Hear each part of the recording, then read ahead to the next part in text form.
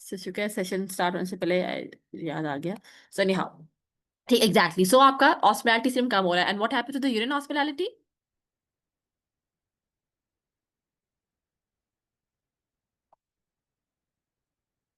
High. Increase, या exactly. ठीक है, and the even though yes we know कि इस पे हमने फूड रिस्ट्रिक्शन करनी है, लेकिन मेडिकेशन कौन सी देंगे? Demiclocycline. डेमिक्लोसाइक्लिन, परफेक्ट। ठीक है, और जो आपका डायबिटीज इंसिपिडिस है उसमें जो नेफ्रोटिक है, उसमें ना कुछ इलेक्ट्रोलाइट्स थे, calcium and potassium, which one is low, which one Hypokalemia, is? hypercalcemia. या hypercalcemia and hypokalemia, and lithium is a very important drug जिसमें क्लिंचर आएगा आपका। ठीक है, what is the choice of investigation in primary hyperaldosteronism? Choice of investigation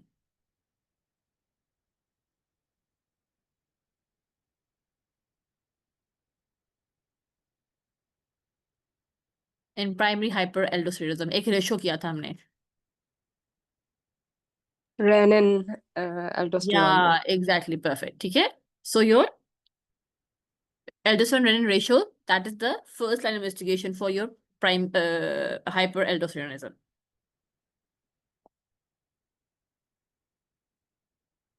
And Edison में very important electrolyte problems. What happened to sodium? कम ज्यादा Edison में? Hypo.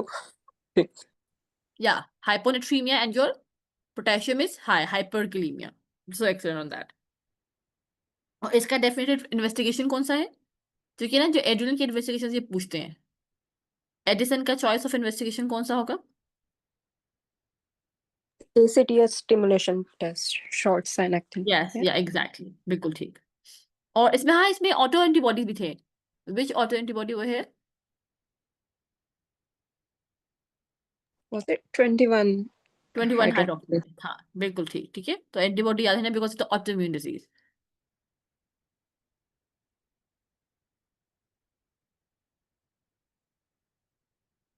अगर आपने कुशिंग सिंड्रोम की बात करें, अगर आपने सिर्फ कंफर्म करना है, even though yes we know कि हमने 3 टेस्ट किए थे, सबसे पहला जो सबसे सेंसिटिव टेस्ट है वो कौन सा है कुशिंग के लिए?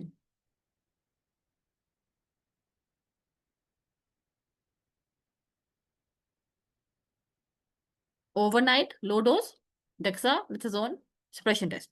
ठीक है, that's the choice of investigation for Cushing syndrome, confirm करने के लिए। ठीक है, और जब वो हो जाता है फिर हम लोकलाइजेशन के लिए हाई डोज कर देते हैं। ठीक, जब फियर क्रोमोसाइटोमा के लिए हम जो डायग्नोसिस उसका टेस्ट कौन सा है for pheochromocytoma now? Urinary metanephritis, I think 24 Yeah, hours. Yeah. yeah, 24 hours, exactly. 24 hours urinary metanephritis for your sorry, what was I saying? Fear chromo, yeah. ठीक है, और कंजेनिटल एड्रिनल हाइपरप्लेजिया, यस, हमने 2-4 deficiency की थी। I think सिबिला sent a very good way to remember the deficiencies. Rare है शायद पूछते हैं, पर कॉमन वाला कौन सा है? Is 21 hydroxylase, 11 beta 21. या 17? 21 इज अ कॉमन वन। और जो 11 बीटा हाइड्रोक्सिलेज डेफिशिएंसी है, that's associated with which condition? Hyper tension. ठीक है, उस सिनेरियो में हमेशा ये जरूर देते हैं।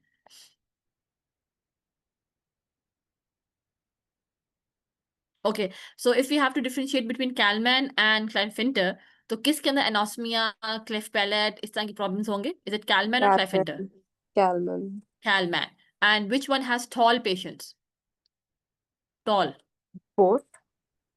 क्लाइनफिंटर Fine. are often taller than average. And out of these two again, which one has everything low? Sex hormone, testosterone is low, LSH, FSH, everything is low. Is it Kallman or Klinefelter? Calman. Calmar में, ठीक है, इसमें सारा कुछ कम हो रहा है। क्लाइफेंटर में क्या हो रहा है? आपका सिर्फ टेस्टोस्टेरोन कम है, बाकी सब बढ़ रहे हैं। ठीक है, so perfect, that was a good revision, माशाल्लाह, you have a very good grip on that. Let's start our let me put my presentation on.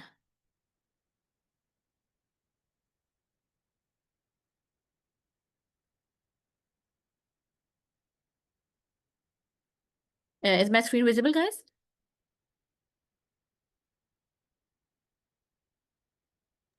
Yes. Perfect. Let me put that in slide 2.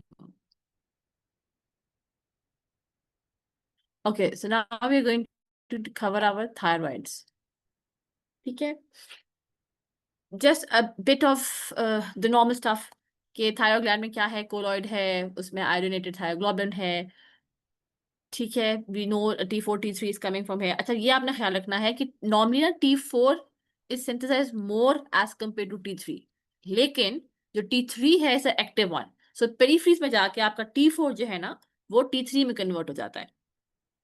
ठीक, this is something good to know. और एक और बहुत important बात थी कि इसका ना ये एल्बुमिन प्रोटीन के साथ बाइंड होता है, तो कोई भी ऐसी कंडीशन होगी जिसमें आपका एल्बुमिन या प्रोटीन्स के मसाइल होंगे तो there is a chance that कि आपके ये लेवल्स खराब हो सकते हैं। ठीक है, तो रिमेंबर जहाँ भी प्रोटीन पैथोलॉजीज होंगी सो दे कैन गिव यू, इसलिए हम लोग ना फ्री कराते हैं जब भी हमें लेवल्स कराने हो ना, we do free levels, free T3, free T4। ठीक है, तो वो इसी उसकी वजह यही होती है कि जब आप ये पूरा करा रहे होते हो तो अगर आपकी प्रोटीन्स कम ज्यादा आएंगे तो आपकी लैब वैल्यूज खराब हो सकती हैं। So that's a small rational to understand why we are doing free levels. ठीक है, सो एक्टिव कौन सा है T3, ज्यादा कौन सा है T4, और पेरीफ्रीज में आके T4 जो है आपका T3 में कन्वर्ट हो जाता है। ओके, सॉरी, कहाँ चला गया? Hypothyroid, hypothyroid I think we all have a very fair idea how to diagnose. इसमें हाइपो के अंदर आपकी कोल्ड इंटॉलरेंस है, इसमें उल्टा इसमें हीट इंटॉलरेंस है। Palpitation is a very common symptoms, कभी कभी बिल्कुल पेशेंट पैल्पिटेशन के साथ आता है, एट्रियल फिब्रिलेशन चल रहा होता है, बाद में जब टेस्ट करते हो तो निकलता क्या है, हाइपोथायराइड। ठीक है, स्वेटिंग, प्रोफ्यूज स्वेटिंग होगी इसके अंदर, और इसमें dry anhidrosis, cold clammy skin होती है। ठीक है, पिटिंग एडीमा हो सकता है, इसके अंदर प्रीमिक्सल एडीमा होता है, स्पेशल ना आपकी जो फीमर नहीं होती नीचे, फीमर कहीं, सॉरी सॉरी, टिबिया, टिबिया के ऊपर ये आपको मिलता है प्री टिबियल मिक्स एडीमा। ठीक, क्लबिंग इसके अंदर होगी। अच्छा, ये जो है ना ये वाला कोर्स हेयर और ये जो आपके लेटरल आईब्रोज उड़ना शुरू हो जाते हैं, तो ये वाला अक्सर वो देते हैं, they like to give this coarse scalp hair होगा, loss of lateral aspect of the eyebrows, तो ये ना आपका हेयर लॉस जरूर देंगे। अब इसमें ऑपोजिट होता है, इसमें जो आपका जो थायरोटॉक्सिकोसिस होता है ना, ठीक है, इसमें you have diarrhoea, while in hypo you have constipation। तो ठीक है, ऑपोजिट चीज है, इसमें मेनोरेजिया है और इसमें ओलिगोमेनोरिया शुरू हो जाता है। ठीक है, इसमें you are weight losing weight और वो है यू गेनिंग वेट। सही, so these are the general things जिस तरह आपके सिनेरियोज आएंगे। तो ये टेबल बड़ा अच्छा था इस लिहाज से, सो इस पे टाइम नहीं लगाते because this is something that we all at least do, तो आप अपने इंटॉलरेंस के बारे में जो गायनेकोलॉजिकल इश्यूज हैं वो, डायरिया, कॉन्स्टिपेशन, इनका फर्क पता होना चाहिए। और पीटेबियल मिक्सेडिमा और clubbing is associated with thyrotoxicosis. ठीक है, ओके डिफरेंट। अब थायराइड की जो लैब्स है ना बहुत फैंसी हैं, बहुत कुछ चल रहा होता है, it's very tricky to understand the labs, too much is going on. So I try to make this in a way कि वो सारे कंपेयर हम कर सकें। तो ये हाइपर है और दिस इज हाइपो। ठीक है, सबसे पहले हमें समझना है, ओके, जब भी हम लैब्स कराते हैं ना तो मोस्ट सेंसिटिव ना आपका TSH होता है।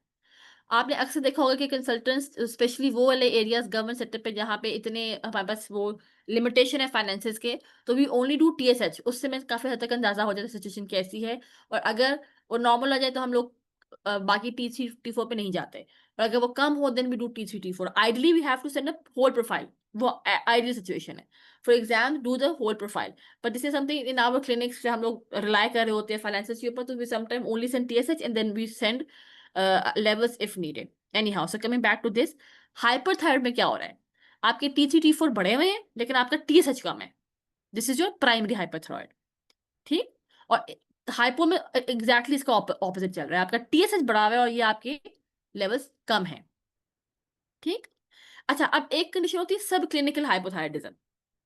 अब दिस इज, इस पे ट्रिकी सिर्फ TSH के मसाइल हैं, इसमें भी आपका T4 नॉर्मल है, इसमें भी नॉर्मल है। ठीक है, only TSH is the one that is deranged, और इसकी ट्रीटमेंट डिफरेंट होगी as compare to the top one, जब आगे डिस्कस करेंगे।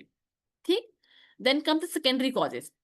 सही, इसमें आपका TSH तो कुछ भी नहीं हो रहा, इसमें आपका T3 T4 बढ़े हुए हैं लेकिन TSH इज नॉट सप्रेस्ड, इसका मतलब है secondary cause, it's not the primary cause. Similarly goes over here, this is not elevated, only your peripheral की जो हार्मोन्स है वो आपके खराब हो रहे हैं। सही, अच्छा, ये T3 टाइप्स टॉक्सिकोसिस में कोई सिम्टम वाइज फर्क कोई नहीं होता, ना ट्रीटमेंट को खास फर्क होता है, पर समटाइम्स इट्स जस्ट दैट कि only your T3 will be elevated and not your T4, जिसको ये बताते इतना इंपॉर्टेंट नहीं है। लेकिन ये आपकी प्राइमरी सेकेंडरी के मसाइल और ये सब क्लिनिकल है। ये 6 चीजें at least you should know the lab values for these 6 conditions. And hyper में specifically for Graves disease, you need to know your thyroid autoantibodies as well. We will discuss that when we are doing Graves. So just a general idea how your lab values will be there. Okay, now coming to the Graves. अब Graves जो है ना, ये आपकी सबसे commonest cause है hyperthyroidism की, ठीक है? ये autoimmune है, और as we have already discussed, whenever there is autoimmune, they will be giving some clincher of an existing autoimmune problem in that patient, may or may not, again. और इसमें क्या होता है कि आपके सॉरी एक्सक्यूज मी, एंटीबॉडीज बन रहे होते हैं थायराइड स्टिमुलेटिंग हार्मोन के अलावा, जो रिसेप्टर्स होता है स्पेसिफिकली, ठीक है? This is autoimmune, the most common cause. बाकी जो थायरोटॉक्सिकोसिस के फीचर हमने पहले पढ़े थे वो सारा कुछ इसके अंदर है ही है, ठीक है? लेकिन इसमें ग्रेव्स की स्पेसिफिक फीचर्स है कि वो हम आगे पढ़ेंगे। उसमें क्या है, आई फीचर्स। इसमें आपकी आई बज करना हो जाती है, वो लिड रिट्रैक्शन प्रोट्रूड कर रही होती है, ठीक है? So you have your eye problems going on in your Graves, ठीक है? Then we discuss pretibial myxoedema. Then acropachy में क्या है, क्लबिंग, आपके सॉफ्ट टिश्यू स्वेल करना शुरू हो जाते हैं। तो ये 3 चीजें आपने याद रखनी है specific for Graves. So apart from the thyrotoxicosis, hyperthyroidism, जो सिम्टम ने पहले पढ़े थे, palpitation, sweating, diarrhoea, heat intolerance and all, उसके अलावा कोई ना कोई आपको आंख का प्रॉब्लम दे देंगे, क्लबिंग, ये जो एक्रोपैची की मिसाइल है, और ये pretibial myxoedema. And then you have to pick Graves, क्योंकि ऐसे में ना हाइपरथायरोटॉक्सिकोसिस की भी ना डिफरेंट वो है, जैसा टॉक्सिक मल्टीनोडल गॉइटर हो सकता है, सॉलिटरी हो सकता है, ये ग्रेव्स हो सकता है। So the many causes of increase thyroid problems, लेकिन कॉमन आपकी ग्रेव्स है, ज्यादातर वो आपसे ग्रेव ही पूछते हैं। और 2 आपने एंटीबॉडीज याद रखनी है, एक आपका टीएसएच रिसेप्टर एंटीबॉडीज है, और दूसरा आपका एंटी थायराइड प्रॉक्सीडेज एंटीबॉडीज। ये 2, ये हमने पीछे यहाँ पे भी दीज 2, ठीक है? तो they are associated with your Grave, so ये आपने याद रखना है। और अगर आप चेक करते हो थायराइड सिंटोग्राफी, उसमें आपका डिफ्यूज अपटेक होगा, ठीक? So remember these eye, tibia and skin problems going on with your graves apart from the signs of thyrotoxicosis. अच्छा, अब आपने इसको ट्रीट कैसे करना है? डायग्नोज आपने कर लिया, लैब्स आपको ऑलरेडी पता थी, वो हमने पहले डिस्कस कर ली। ओके, अब सबसे पहले सिम्टम कंट्रोल, उसमें प्रोप्रानोलोल का बहुत अच्छा रोल है, ठीक है? They are help to block your adrenergic effects, ठीक है? तो सिम्टोमेटिक रिलीफ के लिए ये है। अच्छा, ये जो टॉप की 3 बातें ये प्राइमरी लेवल पे हो रही हैं, क्योंकि एनएचएस यूके में सिस्टम होता है प्राइमरी लेवल, जो जीपी लेवल पे जो शुरू के क्लिनिक्स होते हैं, स्पेशलिस्ट के पास जाने से पहले वाला काम है ये, ठीक है? तो स्पेशलिस्ट के पास भेजने से पहले हमने क्या कुछ करना है, हमने प्रोप्रानोलोल देनी है टू ब्लॉक द सिम्टम्स, ठीक है?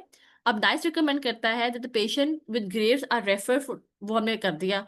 अच्छा, अगर रेफर करने से पहले कोई ऐसे मसाइल हैं कि पेशेंट के कंट्रोल नहीं हो रहा प्रोप्रानोलोल से, तो वी कैन स्टार्ट कार्बेमाजोल, ठीक? आइडली क्या करना है, सिर्फ propranolol for symptomatic relief, but if it's not settling और अपॉइंटमेंट में टाइम है, patient is not able to go and see the specialist, meanwhile we can start carbimazole, सही?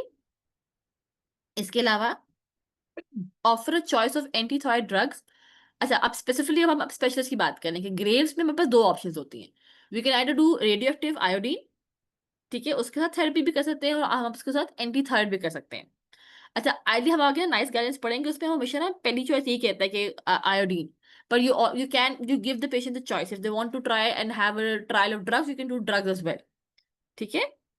अगर उसको लगता है कि इस ड्रग से रिमिशन हो जाएगी, देन अगर फॉर माइल्ड है, इतना कॉम्प्लिकेट नहीं हुआ आपका case, and you think that drugs can be effective, you can give a trial of drugs as well. If you think it's not gonna be effective, then you आप सीधा जाके उसको radioactive iodine देते हैं, ठीक है? अब इसमें समझने वाली बात ये है कि नॉर्मली, अब ये सेकेंडरी लेवल में, नॉर्मली स्पेशलिस्ट कर रहा होता है, हमें सिर्फ बेसिक्स पता होना चाहिए।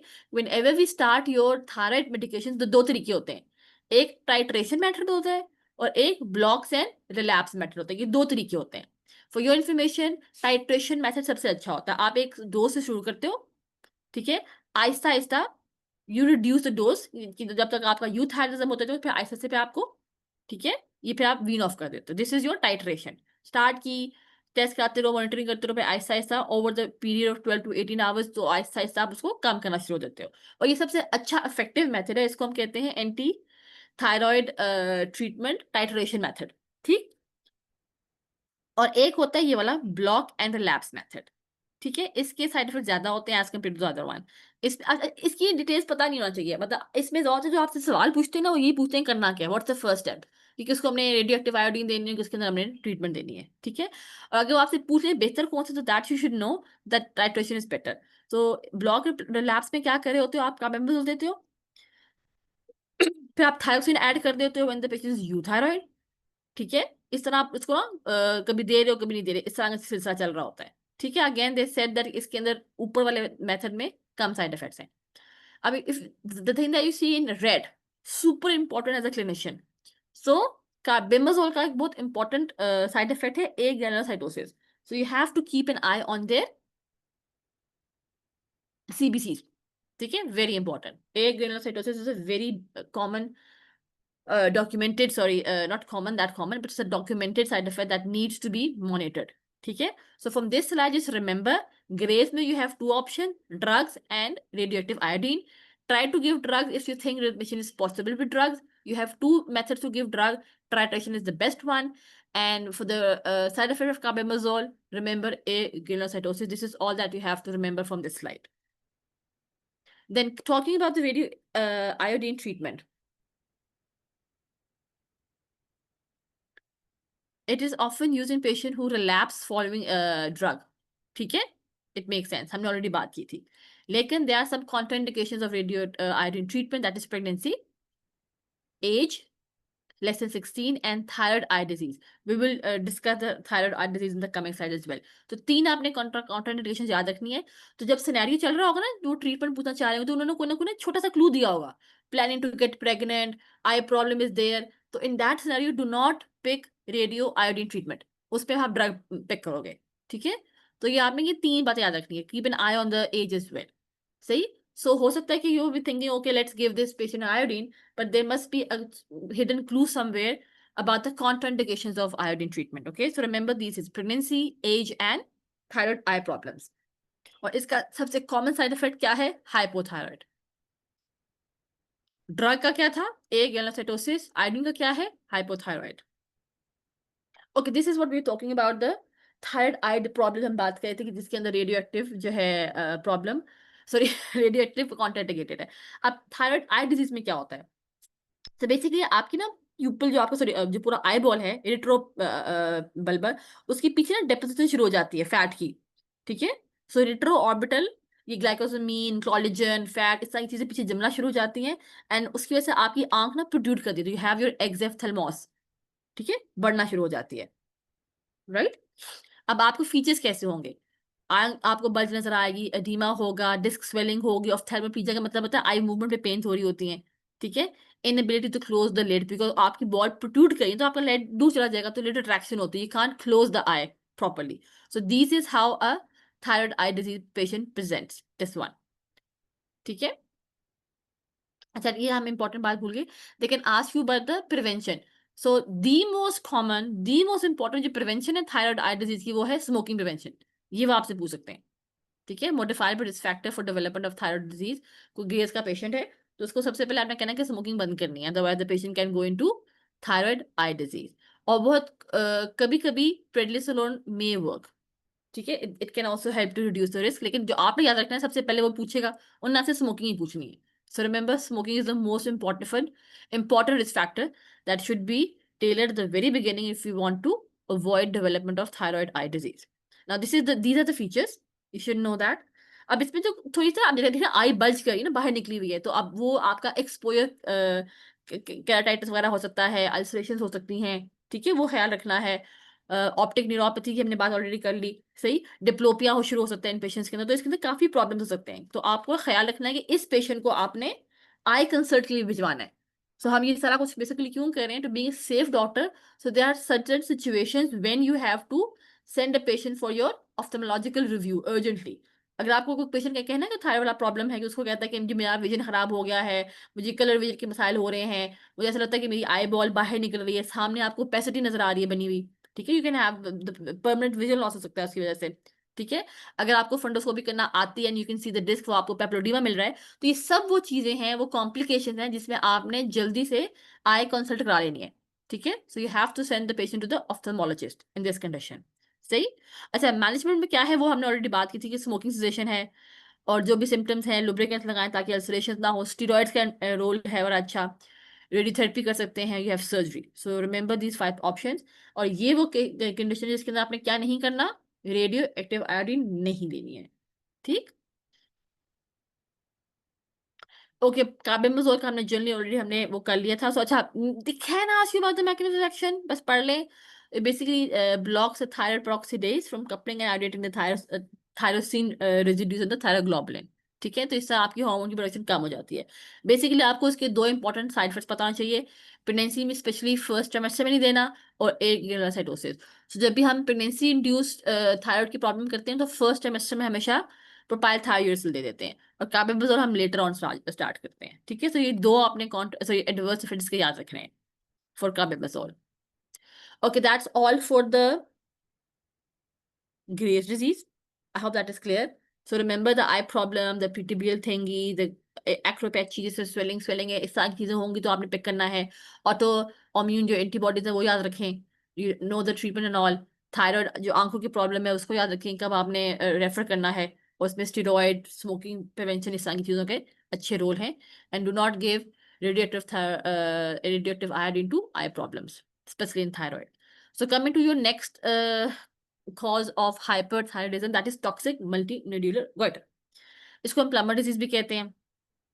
इसमें क्या होता है, सेवरल ऑटोनोमस फंक्शन ढेर सारे नोड्यूल्स बन जाते हैं, ठीक है। और हर कोई अपना अपना हार्मोन सिक्रीट कर रहा है, और आपके अंदर फुल ऑन किस्म का हाइपरथायराइड के सिम्टम शुरू हो जाते हैं।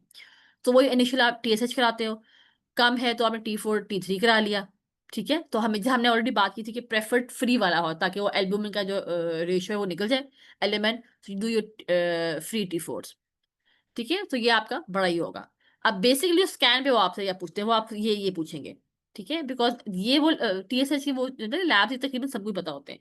सो आपको ये पता होना चाहिए कि आपका एक्टिव रेडियो आइसोटोप स्कैन पे क्या मिलता है। तो इन टॉक्सिक सॉरी टॉक्सिक मल्टीन्यूट्रिएंट गटर में क्या मिलेगा, multiple hot and cold areas, ठीक है। कुछ सिक्रीट कर रहे हैं, कुछ नहीं कर रहे, दिस इज इंपॉर्टेंट।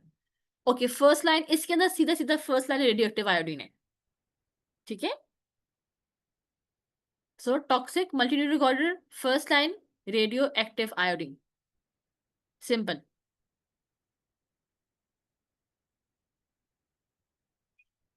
अगर आप ये नहीं दे सकते, कोई कॉन्ट्राइंडिकेशन है, फिर आप या तो सर्जरी कर दो, या फिर उसको एंटी थायराइड जो ड्रग्स थी उसका ऑप्शन दे दो, ठीक है।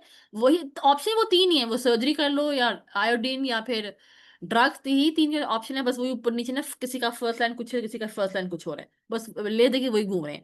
Remember these hot and cold areas in your scan. First line is radio active iodine. Okay, now comes the pregnancy. अब प्रेगनेंसी में क्या होता है, there is increase in your globulin. हमने आपने शुरू में पढ़ा भी था ना, कि आपका थायरॉक्सिन ब्लाइंडिंग ग्लोबुलिन के ऊपर आपके ये हार्मोन्स घूम रहे होते हैं। तो प्रेगनेंसी में आपका ये प्रोटीन वैसे बढ़ जाता है। This causes an increase in the level of total thyroxine but does not affect the free levels. So now you remember the rationale. So whenever there is a problem of proteins, it can affect your thyroid function test levels. So it's very good to do the free instead of total. अच्छा, अब थोड़ी सी ना आप इसकी ना एक normal physiology समझेंगे। अब आप यहाँ थोड़ी सी नॉर्मल बातें करें। जो आपका जब प्रेगनेंसी होती है ना, तो वी ऑल नो कि आपका सीरम बीटा एच लेवल बढ़ जाते हैं। तो जो सीरम बीटा एचजी है ना, उसका अपना एक इंट्रिंसिक काम है कि वो TSH रिसेप्टर को भी ना स्टिमुलेट कर देता है, सही। तो शुरू शुरू में आपके लैब्स खराब आ सकते हैं, लेकिन उसमें आपने ख्याल ये रखना है, वो जो ऑटो एंटीबॉडीज है वो आपकी नेगेटिव होंगी, ठीक है। और इसमें कोई सिम्टम भी ऐसे नहीं होते, बस इस पे आप ट्रीट नहीं करना। तो एक होता है जो ट्रांजिएंट आपका गेस्टेशनल आप कह सकते हो हाइपोथायराइडिज्म, तो उसको आपने ना ट्रीट नहीं करना होता। हाँ, अगर आपको प्रेगनेंसी में फुल ब्लोन ग्रेव्स हो गए तो उसमें आपने देखना है, क्योंकि उसमें और इसमें फर्क क्या होगा कि ग्रेव्स वाले में आपको एंटीबॉडीज पॉजिटिव मिल जाएंगी, लेकिन जो ट्रांजिएंट गेस्टेशनल हाइपोथायराइडिज्म है उसमें आपको एंटीबॉडीज नहीं मिलेंगी, ठीक है। तो ये आपका जानना बहुत जरूरी है।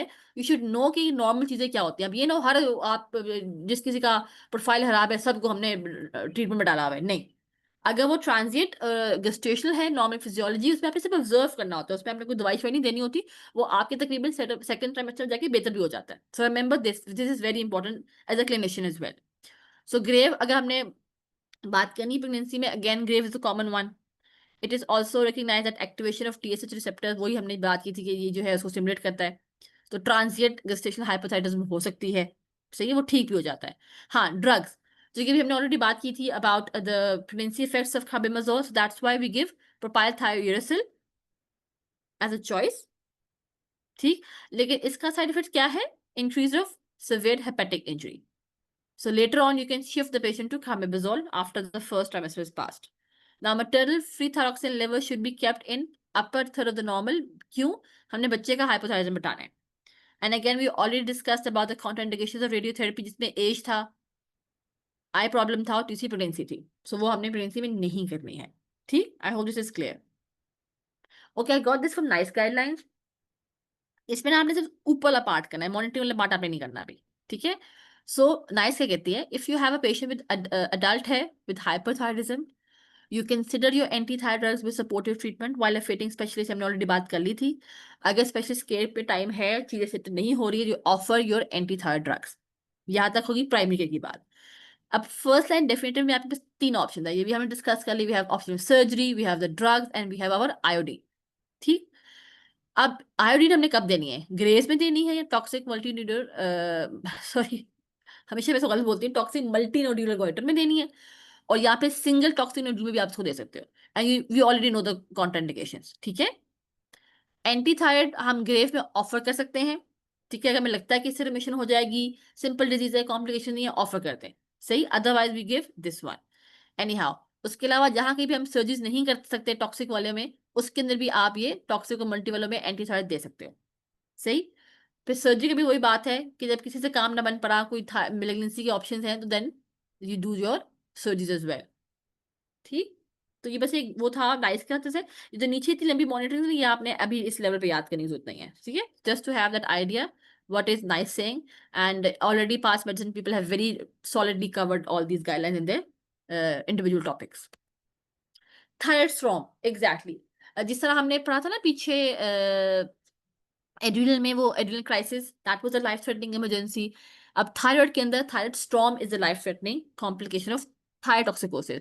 आमतौर पर ना ये भी नॉन पेशेंट होते हैं. बहुत कम होता है कि आपका फर्स्ट टाइम थायरोटॉक्सिकोसिस की प्रेजेंटेशन इतनी ड्रामेटिक और ड्रास्टिक हो कि पेशेंट सीधा थायराइड स्टॉर्म के साथ ही प्रेजेंट कर रहा है. ठीक है, तो आपको ऑलरेडी उसकी ना कोई हिस्ट्री मालूम होगी. ठीक है, एस्टैब्लिश होगा. अब इस पे क्या होगा? Fever, cardia, confusion, agitation, hypertension, failure में जा रहा होगा पेशेंट, लिवर आपका खराब हो रहा है. ठीक है, क्योंकि फुल ऑन आपका टी फुल ब्लो ना, आपका नहीं, आप इट यू नो ना कि आपका थायराइड सर से लेके पांव तक हर चीज पे इफेक्ट कर रहा होता है.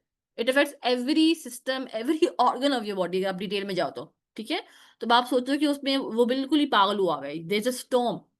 सो हाउ द पेशेंट, बहुत बहुत ड्रामेटिक प्रेजेंटेशन होती है इसके अंदर. ठीक है, अब इस पे आपने चार बातें याद रखनी. ऊपर ही बात थी कि सिम्टोमेटिक ट्रीटमेंट की, अंडरलाइंग प्रेसिपिटेंट को देख लिया. ट्रीटमेंट में उन्होंने जो आपसे पूछना ना, एमआरसीपी वालों ने, वो ये चार बातें पूछनी है नीचे वाली. You give IV propranolol. ठीक है, you give your drugs, Lugol's, iodine and dexa. ये चार बातें आपने याद रख लेनी है. ये सारा कुछ आपने करना है. ठीक है, beta blocker, IV, anti thyroid drugs, Lugol's, idea idea sorry iodine and dexa. ठीक है, सो स्टॉर्म के अंदर आपने बेसिकली चार बातें पूछनी है. उन्होंने आपसे घुमा फिरा के ना यही चार बातें पूछनी है. ठीक है, सो रिमेंबर दीज. हो सकता है वो कहें कि दो दे दी या पीछे क्या दें, एक दे दिया आप क्या दें. सो इन्हीं में से सवाल आना है फॉर थायराइड स्टॉर्म. बस इसी को आपने याद रखना है. Okay, so that was all about your hyper problems. Now we are moving towards our hypo problems. तो हाइपो की जो कॉमन कॉमन वो जो प्रेजेंटेशंस थी, वो हमें पता है. ठीक है, लाज वाली भी पता है. अब ये डिफरेंट कॉजेज हैं. अब ये तीन जो है सबसे कॉमन है, इन्हीं तीन में से ज्यादा पूछते हैं. हैशिमोटोज, थायराइडाइटिस डिक्वेरन डिक्यूवेंस, सॉरी उल्टा हो गया मुझसे. And then we have our Riedel's thyroiditis. ठीक है, ये तीन जो है ना, इन्होंने आपसे यही तीन पूछने हैं. और इनको आइडेंटिफाई करना it's very easy, it's not that tricky. So Hashimoto में क्या होता है? That is the most common cause now. So we have to know the common things as well. Like हमने हाइपर में क्या पढ़ा था? कॉमन कौन था? Grave was the common one. Over here Hashimoto is the common one. What's happening over here? It's the most common cause of developed world autoimmune disease. Again, they will say the patient is a known case of celiac or diabetes or whatever, and now they have these problems going on. So it's an autoimmune disease. This is something very interesting. The patient can have a transient thyrotoxicosis in acute phase, शुरू में. ठीक है, So this is something that you should be aware of. Common in female, firm है. अब ये आपने याद रखना है, इसमें ये आपकी एंटीबॉडीज है. You will have your anti-thyroid peroxidase antibodies and also your anti-thyroglobulin antibodies. Remember your antibodies for your Hashimoto. ठीक है, as we already discussed, it is the most common type. सही. So hypothyroidism has many causes. This is a common one. Now subacute में क्या चल रहा है, अब इसका बहुत क्लियर होता है. इसमें सही वो पेनफुल गोइटर देंगे. ठीक है, पेनफुल गोइटर, ये टॉप वाला है ना, दिस वन. सही. और कोई ना कोई इसमें वायरल इन्फेक्शन की हिस्ट्री दे देते हैं कि the patient was under the weather, feeling low 2 or 3 days बैक, नाउ दे हैव पूरा थायराइड हाइपोथायराइड वाला इशू चल रहा होगा. ठीक है, सो ये आप याद रखना है. सही. It follows by a viral infection. तीसरा, इट्स वेरी पेनफुल गोइटर. ये पेनफुल गोइटर जहां कहीं भी आएगा तो सोरन आपने सबकी टूल्स के बारे में सोचना है. ठीक, पेनफुल गोइटर आपका ईएसआर बढ़ा होगा. अच्छा, ये फेजेस के बारे में जस्ट पता होना चाहिए. फेज 1 में क्या है, हाइपर. 2 में यू. 3 में कम, इस पे रिकवरी हो जाती है. ठीक. और आमतौर में ना इन पेशेंट्स को आपने सिर्फ पेन मैनेज करना होता है. सही. ये एनसेड वाला दे दिए, so you just control the pain in this patient. और ये सेल्फ लिमिटिंग होता है, इसको बहुत लंबी ट्रीटमेंट की जरूरत नहीं होती है. So remember that. So if you have your subacute thyroiditis, pain वो है ईएसआर का होगा, वायरल क्लिंचर होगा, ये आपने पकड़ लेना है. और इस पे जब वो ट्रीटमेंट पूछेंगे तो आपने पेन किलर करना है. Analgesia is the treatment for this one, तो ये आपने याद रखना है. ठीक. और हाँ, और सेंटीग्राफी भी क्या होगा, ग्लोबल रीअपटेक, रिड्यूस अपटेक होगा आयोडीन का इसके अंदर. अच्छा, रीडल्स में क्या होता है, इसमें वो हमेशा पेनलेस गोइटर देंगे. सही. इसमें पेनफुल गोइटर दे रहे थे, इसके अंदर पेन लेस देंगे. और इसमें क्या होता है, फाइबर टिश्यू बन जाता है आपके ग्लैंड के अंदर. सही है. And maybe remember the association you have, they maybe give you some clincher in the scenario that the patient is already known case of retroperitoneal fibrosis. तो इसके बारे में पता रखें. ठीक है. अदरवाइज ये 3 चीजें मोटी मोटी आपको पता होना चाहिए फॉर योर हाइपो. सही. इसके अंदर remember your auto antibodies, autoimmune disease का एसोसिएशन है. इसमें आपका पेनफुल है, ये सारा याद रखें. वायरल इन्फेक्शन का प्रीसीडिंग एलिमेंट याद रखें. Remember this, remember pain pain pain killer, not don't give pain to the patient, give pain killer to the patient. और बहुत सिवियर हो तो भी एक और ऑप्शन भी है जो आप कर सकते हैं, स्टेरॉइड. इस वाले में सेकंड की बात हो रही है. ठीक है. अगर कुछ सिवियर केस है, steroids can be use. Otherwise main जो है आपका काम जो है ना, पेन वो है, और सेल्फ लिमिटिंग है, खुद ब खुद ठीक हो जाएगा. ओवर हियर रिमेंबर पेनलेस है, painless age, middle age woman में. एंड रिट्रोपेरिटोनियल फाइब्रोसिस हो सकती है पेशेंट के अंदर.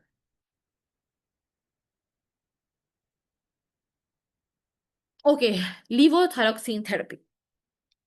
अब बीएनएफ ने क्या रिकमेंड की है कि अगर आपने किसी को मेडिसिन थायराइड करनी है, लीवोथायरोक्सिन इज बेसिकली आवर. सही है. तो उसमें डोजेज हैं. जिस किसी को कार्डियक इश्यूज हैं, सवेयर हाइपो है, और पेशेंट ओवर 50, उसमें हम लो डोज से शुरू कर रहे हैं. ठीक है. असल में ना होता ये कि जब हम ये देते हैं, आप हमें पता, तो ये है ना कि मेटाबॉलिक इफेक्ट्स होते हैं हमारे T3 T4 के. अब वो हाइपो चल रहा था, अचानक से आपने इसको थायरोक्सिन दी, तो आपका मेटाबॉलिक रेट बढ़ जाता है. आपका जो ऑक्सीजन डिमांड है, स्पेशली आपकी कार्डिक ऑक्सीजन डिमांड सब कुछ बढ़ जाती है. ठीक है. तो इस वजह से ना उन पेशेंट के अंदर चीजों को प्रेसिपिटेट करने से बचाने के लिए हम ऐसा करते हैं कि हम लो डोज से शुरू करते हैं, specially in the vulnerable people. ठीक है. तो that's the rationale behind it. So इनके अंदर पे लो डोज देनी है, अदरवाइज आप 50 to 100 पे ओडी में शुरू कर दोगे. और हमारा गोल क्या है, नॉर्मलाइजेशन ऑफ आवर टीएसएच. तो हमने टीएसएच पे नजर रखनी है. सही. अगर कोई प्रेग्नेंट हो जाएगा तो डोज थोड़ी सी बढ़ा देनी है. ये 3 बातें हैं. अफेक्ट, ओके, हाँ, ये बहुत इंपॉर्टेंट है. Reduce bone mineral density. जिसको भी लंबे थायराइड में डालते हैं ना, वो हमेशा उनको कैल्शियम विटामिन डी के ऑफ कहते हैं कि आपने वो लेने हैं सप्लीमेंट्स. ठीक है. That is very important. If you are in your clinics and you someone is having long term thyroxine, तो आपने देखना है कि उस पेशेंट को हम लोग बोन सेफ्टी करें या उसकी नहीं करें. ठीक है. अगर उसकी मोन मिनरल डेंसिटी कम हो रही है, कल को बेचारा फ्रैक्चर के साथ आया होगा, तो इट्स नॉट गुड ना. तो आपने की नजर रखनी है. और हाँ, एक और बात होती है कि आपने थायरोक्सिन की ना बहुत ड्रग इंटरेक्शन है. अक्सर आपने देखा होगा कि अगर if you have that chance to deal this patient, तो इनको ना डॉक्टर ने कहा होता है कि अर्ली मॉर्निंग खाली पेट ले लें विदाउट टेकिंग एनी मेडिकेशन. इसकी इवन फूड इंटरेक्शन भी होते हैं, चाय, कॉफी, इस तरह के इंटरेक्शन भी होते हैं. So you don't give that with those medicine. अगर आपने कोई और इवन ये जो आपने बोन के लिए देनी होती है ना, कैल्शियम वगैरह, उसका भी आप ना थोड़ा टाइम के बाद देते हो. सो ये आपने याद रखनी है कि खाली पेट लें, सुबह के टाइम पे लें, कोई और बेवरेजेस ये कुछ नहीं, सिंपल पानी साथ लें और वेट करें. ठीक है, दिस इज ऑल्सो इम्पोर्टेंट।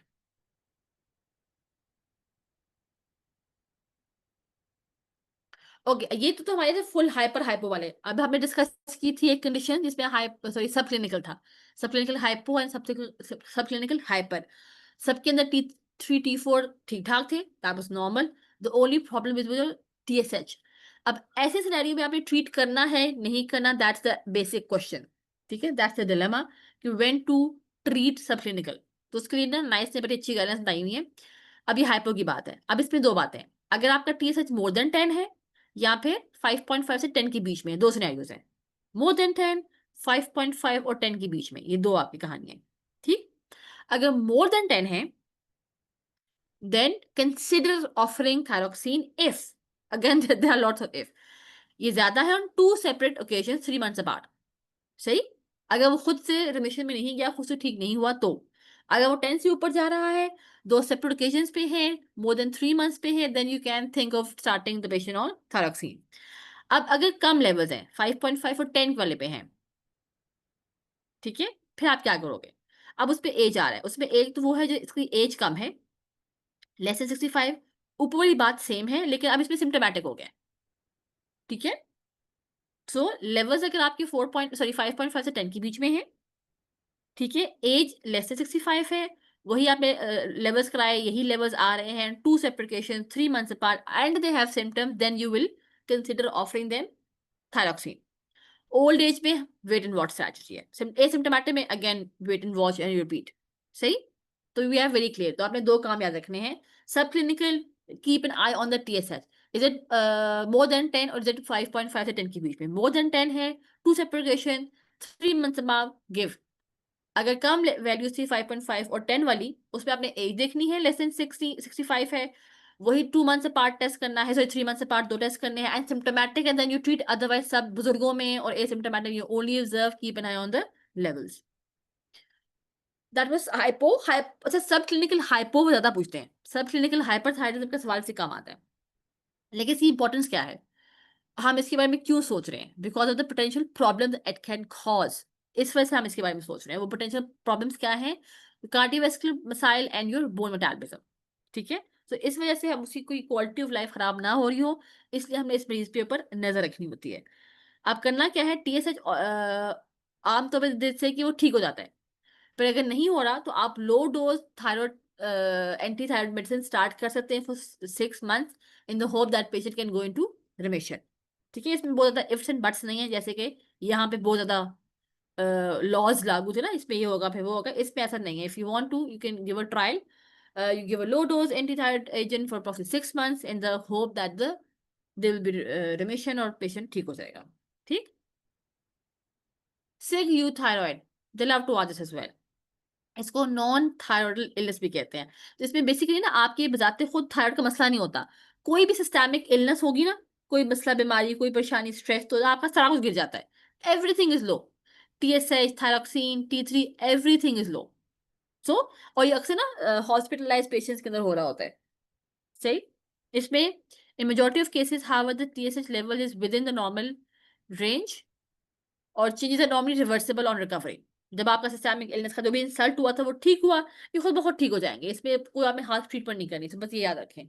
तो कोई ना कोई आपको हिस्ट्री दे देंगे कि मरीज सख्त बीमार था, अब उसके लेवल्स क्या है, everything is low, just wait and watch, nothing to worry. ठीक, so now will talk about the thyroid cancer. उसमें आपकी ये है common, papillary, follicular, medullary, anaplastic and you have lymphomas. ठीक है, ये आपके 5 कॉमन थायराइड कैंसर्स हैं। अब जो पेपिलरी वाला है, ये यंग फीमेल में कॉमन है, ये क्लिंचर होगा, एक्सीडेंट प्रोग्नोसिस। फॉलिकुलर में वैस्कुलर इन्वेजन है, इसके अंदर लिम्फ नोड इन्वेजन है। ठीक है, अच्छा, मिडलरी और एनाप्लास्टिक में ना कुछ क्लिंचर्स हैं, ये इनको बहुत पसंद है, ये जो आखिरी 3 है ना, इन तीनों में क्लिंचर्स हैं। मिडलरी में हमेशा मेन का जिक्र कर देंगे, मेन हम आगे डिस्कस करेंगे। वो डिफरेंट के वो टाइप्स हैं, उसके अंदर कौन कौन से कैंसर्स आ रहे हैं, सॉरी एंडोक्राइन प्रॉब्लम्स आ रहे हैं, वो आगे डिस्कस करेंगे। So whenever there is thyroid thing going on and they show there is main and you are thinking of some thyroid cancer, चुप करके आपने मिडलरी पकड़ लेना है। एनाप्लास्टिक में क्या होगा, ओल्ड एज इन्वेजन, इसमें अब आपकी इन्वेजन है, इसमें आपकी सिम्टम्स, मतलब आपकी विंड पाइप ऑब्स्ट्रक्ट हो रही है, आपके वोकल कॉर्ड की क्राइसिस शुरू हो गई है, तो कोई ना कोई कॉम्प्लिकेशन मिलेंगी, तो आपने फिर एनाप्लास्टिक थायराइड कैंसर करना है। और जहां कहीं भी लिम्फोमा का जिक्र आएगा ना, वहां पे हैशिमोटो होगा। ये कुछ क्लिंचर्स हैं from this slide. Remember, you have a scenario of thyroid cancer, Hashimoto का नाम आता है, लिम्फोमा कर देना है। कोई भी आपकी लोकल इन्वेजन हो रही है, गंदे सिम्टम्स आ रहे हैं, ऑब्स्ट्रक्शन, स्ट्राइडर, वीज, पैरालिसिस ऑफ, आपने एनाप्लास्टिक ट्यूमर पकड़ लेना है। मेन का जिक्र है तो आपने मिडलरी पकड़ लेना है, ठीक है। फॉलिकुलर में क्या है, वैस्कुलर इन्वेजन। पेपरी में क्या है, नोड इन्वेजन। ठीक। So these are the few clinches by how you can remember your thyroid cancers. Okay, okay, that was all about thyroid. So अच्छे टाइम हमने thyroid खत्म कर लिया, let's do our parathyroids now. ठीक है, I hope things are clear so far. If you have any questions, so you can drop a message in the chat box and I'll have a look. तो हमारा chat box, हाँ तो chat box बहुत खामोश है guys, इतनी खामोशी क्यों है?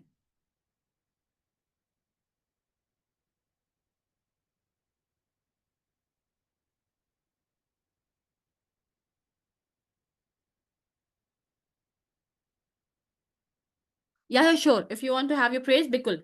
We can have a 5 to 10 minutes break and we will be back inshallah. Okay? तो अभी टाइम क्या हुआ है एग्जैक्टली? 18. ठीक है, सही है। सो एवरीवन जॉइन मी, ये भी खुला हुआ है, don't worry. So we will back in 10, मैं भी ना वो रिकॉर्डिंग स्टॉप कर देती हूँ। और बट प्लीज मुझे याद करना कि जब आप लोग वापस आए तो मैं रिकॉर्डिंग ऑन भी कर दूँ।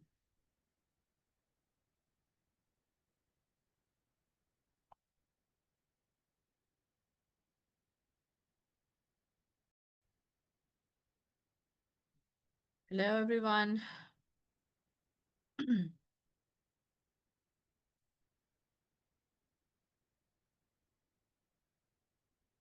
So are people back or not? Yes, perfect.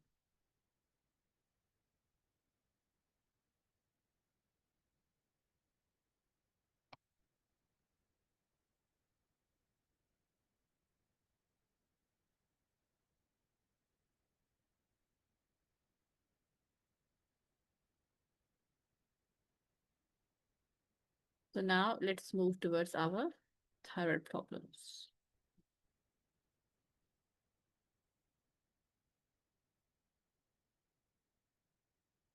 So let's do our parathyroid. अच्छा, अब नॉर्मली ना वी हैव टू अंडरस्टैंड कि पैराथायराइड हार्मोन का असल में काम क्या है। ठीक है, तो जब आपके पैराथायराइड हार्मोन है ना, उसका असल काम क्या है, वो आपके पोटेशियम को बढ़ा रहा है और फॉस्फेट काम कर रहा है। ठीक है, so when we understand this, तो फिर हमें समझ आती है कि हाइपर हाइपो होगा तो फिर हमारे मसाइल क्या होंगे। ठीक है, सो जो भी आपके पैराथायराइड के चीफ सेल्स हैं, वहां से आपका पैराथायराइड हार्मोन निकल रहा है। और पैराथायराइड हार्मोन का क्या काम, क्या है, it increases your calcium level and decreases your phosphate. ठीक है, अब जब उसकी प्रोडक्शन नहीं होगी तो क्या होगा, इसका ऑपोजिट हो जाएगा कि नॉर्मल से कैल्शियम को बढ़ाना था, अब वो है ही नहीं है, तो कैल्शियम आपका लो हो जाएगा। फॉस्फेट को कम कर रहा होता है, फिक्सेशन हो रही है जिसमें वो बढ़ जाएगा। So remember the normal function of a gland or of a hormone, then you will be able to identify the pathology behind it. ठीक, सो जो आपका प्राइमरी पैराथायराइड क्या होगा, हाइपर पैराथायराइड सॉरी, तो पीटीएच तो कम है ही है ना। ठीक है, और दूसरा क्या होगा, कैल्शियम कम होगा, फॉस्फेट आपका बढ़ जाएगा। सही। और जब कभी आपका लो कैल्शियम होगा तो हमें दिमाग में रखना है अपने, वो सारी जो पूरी कहानी हमें हाइपोकैल्सीमिया की पता है। मसल टेटनी, ट्विचिंग, क्रैम्प्स, इस तरह की चीजें शुरू हो जाती हैं। पेरी ओरल नमनेस, जुबान मुंह के एरिया जो होती हैं, this is very common. Then you have your Trousseau साइड and Chvostek signs. So Trousseau signs में क्या होता था, जिसमें हम वो बीपी कफ लगाते हैं, we inflate it and you have your carpopedal spasm. और चॉपस्टिक में क्या होता था, ये आप ना टैप करते हो अपने ये जो आपका फेशियल वाला एरिया होता है, यहाँ पे आपका ग्लैंड है, यू विल टैप, तो आपको वहां पे ट्विचिंग स्टार्ट हो जाएगी। ठीक, तो ये आपकी निशानियां हैं हाइपोकैल्सीमिया की। पता है आपका कैल्शियम जो लो हो रहा है, तो इसके अंदर सारी हाइपोकैल्सीमिया वाली बातें शुरू हो जाएंगी इस पेशेंट के अंदर। और हमने क्यूटी प्रोलॉन्ग में वैसे ही पढ़ा था कि 3 इलेक्ट्रोलाइट जब कम होते हैं, that can also lead to prolong की QT. So hypocalcaemia was one of that. So remember, इसमें आपका पीटीएच भी कम है, आपका कैल्शियम भी कम है, सिर्फ आपका फॉस्फेट ज्यादा है। और हाइपोकैल्सीमिया के साइन सिम्टम्स आपको पता होने चाहिए। अच्छा, ना दिस इज ट्रिकी। वो था hypo. Now we have pseudo, जिसमें आपका एक्शन का रेजिस्टेंट है, हार्मोन ठीक निकल रहा है, लेकिन जहां से काम करने वहां मसला है। And there is pseudo pseudo. तो I try to make this box so that ये तीनों चीजों को हम कंपेयर करेंगे तो इंशाल्लाह इजी हो जाएगा। ठीक है। अब हाइपो वाली बात हमने कर ली कि ये कम है, ये भी कम है और ये ज्यादा है। यहां तक बात, अभी हम सिर्फ ऊपर तीन चीजों की बात कर रहे हैं, यहां तक हमें पता है। ठीक है। और ऑल्सो वी नो के प्राइमरी का मसला था ना कि हमें हार्मोन ही नहीं बन रहा, मतलब आपने सर्जरी कर ली, आपका पैर थोड़ा निकल गया, तो आपका हार्मोन डेफिशिएंट है। अब सूडो में क्या हो रहा है, ठीक है, टारगेट ऑर्गन का मसला है कि वो तो निकल रहा है लेकिन जहां पे से काम करना है उधर मसला आ रहा है। सो आपका पीटीएच लेवल्स क्या हो जाएगा, ज्यादा होगा। ठीक है। लेकिन ये दोनों सेम है, कैल्शियम भी कम है, फॉस्फेट भी कम है, सॉरी ज्यादा है। ठीक, सो ये यहाँ पे इलेक्ट्रोलाइट की मसाइल बिल्कुल नॉर्मल है, सिर्फ आपका पीटीएच की मसाइल है और आपका असल पैथोलॉजी का मसला है। यहां तक क्लियर है? सही। अब let's do this as well because इसके साथ ना इसका फर्क है। अच्छा, इसमें हमने जो क्लिनिकल फीचर्स है वो हमने ऑलरेडी बात कर ली कि वही मसल क्रैम्प, टेटनी, वही शॉर्ट साइन ट्रांसफर कर लिया। अब इसमें क्या है सूडो के अंदर, सो सम बायोलॉजिकल फीचर्स एज हाइपोथायराइडिज्म तो है ही है, और एक और इसमें स्पेसिफिक ना एल्ब्राइट हेरिडिटरी ऑस्टियोडिस्ट्रोफी ना, this is a special phenotype. उसमें क्या होता है कि वो आपको ये नाम नहीं देंगे, वो आपको ये देंगे शॉर्ट स्ट्रेचर, और आपकी दो फिंगर्स का मसला होता है, वैसे फोर्थ एंड फिफ्थ फिंगर आपकी शॉर्ट होती है। ठीक है, brachydactyly. So two fingers are short and you have a short stature. तो इसके अंदर वो आपको फिनोटाइप देंगे सूडो के अंदर। सो रिमेंबर कि टारगेट ऑर्गन का मसला भी है, शॉर्ट स्ट्रेचर और आपके दो फिंगर्स का वो जरूर जिक्र करेंगे, और ये लेवल पता होना चाहिए, दिस इज सूडो। अब सूडो सूडो में क्या होता है कि ये जो फीचर्स है ना, ये वाले फिनोटाइप वो तो हैं, लेकिन ऊपर लैब्स बिल्कुल नॉर्मल है। This is the difference. ठीक है। पीटीएच का नॉर्म ये भी ठीक है, ये भी ठीक है, दिस इज हाई, सही। लेकिन इसमें फिनोटाइप है, सो इसमें भी फिनोटाइप है, जिसमें वो आपको स्पेशली देंगे शॉर्ट स्ट्रेचर और दो उंगलियों का मसला है, इसके अंदर भी है। इसमें लैब इश्यूज हैं, इसमें लैब्स नॉर्मल है। और आपका जो हाइपोपैथेटिज्म का भी है ना आपका, इसमें ये कम है, ये ज्यादा है इधर। ठीक है। सो इस तरह आपने हाइपोपैराथायरॉइड, सूडो हाइपोपैराथायरॉइड और सूडो सूडो हाइपोपैराथायरॉइड के अंदर इस तरह फर्क करना है। And this is going to help you. So I, जब मैं आपको टेबल शेयर करूंगी तो आई ऐड दिस डब्बा एज वेल। सो वो जो बोथ है थेरी आप वहां पढ़ते हैं पास मेडिसिन को, उसको I try to make it in डब्बा that things are easy when you compare. I hope this is clear. तो बेसिकली वो आपको लैब वाली वैल्यूज देंगे, या तो ये आपको ये देंगे फिंगर्स वाली बात, और आपको ये लैब वैल्यूज देंगे, and then you have to pick the diagnosis. I hope after this you will be able to pick the diagnosis.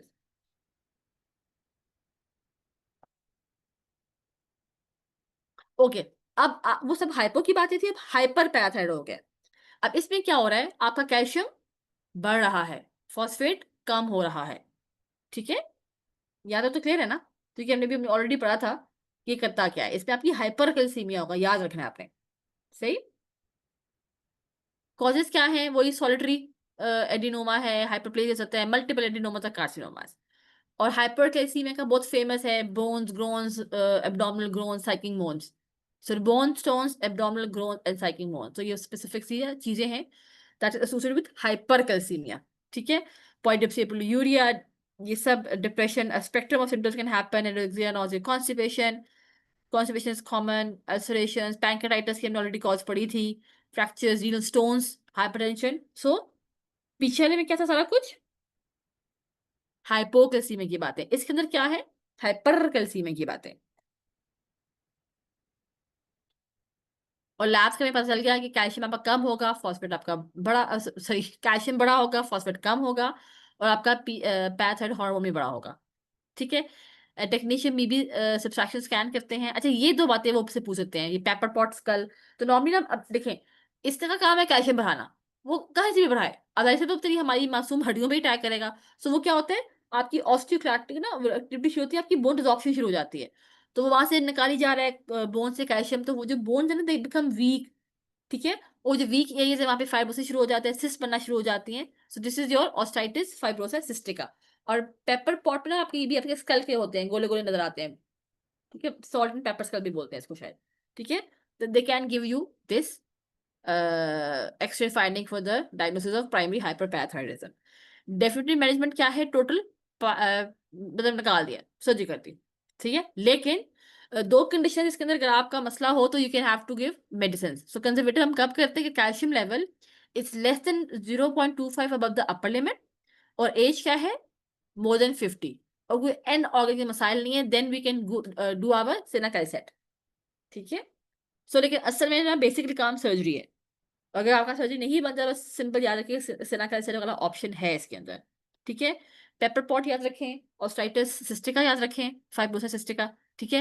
Remember the lab value, if you know what is the normal function of a hormone, then you can easily pick the hypos and hypers.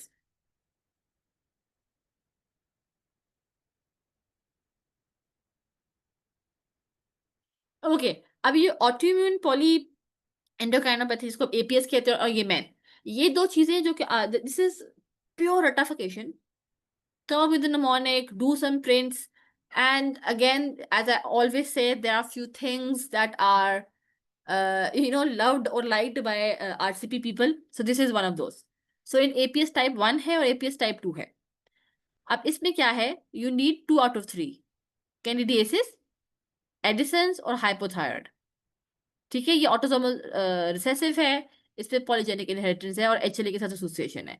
इसमें आपको Edison तो चाहिए, देखिए Edison इसके अंदर भी है, Edison इसमें कॉमन है, और एडिसन के अलावा इसमें से कुछ एक होना चाहिए, आइदर टाइप 1 डायबिटीज योर कोई autoimmune thyroid issues, and vitiligo can happen in both, ठीक। सो इंशाल्लाह again I will share all these boxes so that you can remember this together. So yes, know your APS, यही scenario आता है कि अब इसके अंदर ये था और अब उसमें और क्या ऑप्शंस होंगे, तो आपको ये पता चाहिए। chronic mucocutaneous candidiasis, Edison and hypoparathyroid, is it Edison और इन दोनों में से एक, again your thyroid and your diabetes में से। इसी तरह मेन भी यहाँ पे याद रखना है, वी हैव 1 2 और 2 से भी आगे ए और बी, ठीक है। इसकी बहुत लंबी डिटेल्स, इनकी पैथोफिजियोलॉजी उसका लंबी कहानी में नहीं पढ़ना, they just want you to know कि किस मेन में क्या चल रहा है। इसमें 3 पीस हैं, इसमें 2 पीस हैं, इसमें 1 पी है, I think to remember these things. So parathyroid pituitary pancreas, parathyroid pheo and pheo, ठीक है। और एक और क्लिंचर इसके अंदर जो अक्सर वो देते हैं वो मार्फेनॉइड है, ठीक है। जिसमें आपके इलास्टिक कोलेजन के प्रॉब्लम होंगे, लॉन्ग स्ट्रेचेस होंगे, लंबे लंबे हाथ पाँव, ठीक। सो again, APS or men, this is something that you have to crack. Okay. Okay. So diabetes. अब डायबिटीज में क्या चल रहा है, एवरीवन नोज व्हाट्स हैपनिंग। सो आपने ना अभी टाइप 1 में सिंपल सिंपल की 2 एंटीबॉडी याद रखनी है, ठीक है। योर आइल cells and your glutamic acid decarboxylase antibodies, so GAD और IAA, ये दो एंटीबॉडीज है जो कि आपके टाइप 1 के साथ एसोसिएटेड है, ठीक है। बाकी तो हमें मोटा मोटा पता ही है ना कि जैसे टाइप 1 के अंदर हमें पता है कि इंसुलिन बन नहीं दे रही, टाइप 2 के अंदर रेजिस्टेंस के प्रॉब्लम होते हैं। तो अब जो मूडी और लाडा है ना, दिस इज समथिंग डिफरेंट, तो इसका आपको थोड़ा सा आइडिया होना चाहिए। सो पैथोफिजियोलॉजी में ये 2 एंटीबॉडी ज्यादा की है इसकी, और मूडी लाडा का पता होना चाहिए। मूडी में क्या होता है, ये आपके ना यंगर पेशेंट्स में हो रहे होते हैं, that is similar to type 2। जो कि टाइप 2 तो नॉर्मली हमें पता ना कि वो अडल्ट की बीमारी है, और टाइप 1 जो है वो हम कहते हैं कि यंग की बीमारी है नॉर्मली। लेकिन मूडी क्या है टाइप 2 है, लेकिन it's happening in young patient. और लाडा क्या है, इट्स ऑटोइम्यून पर happening in late in life, समझ आ रही है।